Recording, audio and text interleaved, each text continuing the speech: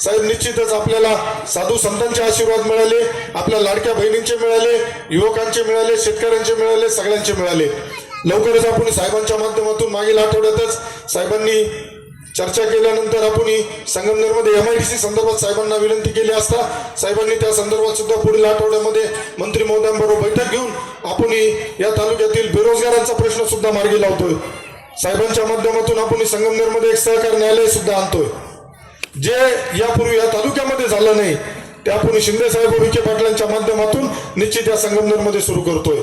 त्यामुळे आपल्या मायबाप जनतेला माझी पुन्हा विनंती राहील की आपण ज्या पद्धतीने विधानसभा निवडणुकीमध्ये दहशत भीतीला झुगारून या तुमच्या मुलाला, तुमच्या भावाला मोठ्या मताधिक्याने निवडून दिलं, त्याबद्दल मी आपल्या सर्वांचा खूप आभारी आहे।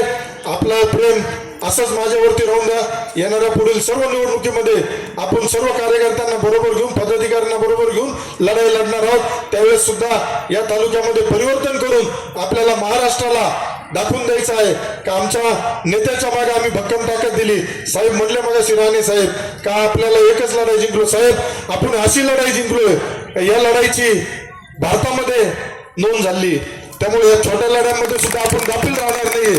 आपला जो छत्रपती शिवाजी महाराजांचा गनिमी काव्याने आपण विधानसभा निवडणुकीमध्ये काम केलं होतं, त्याच पद्धतीनं आपल्याला येणाऱ्या सर्व निवडणुकांमध्ये काम करायचं आहे।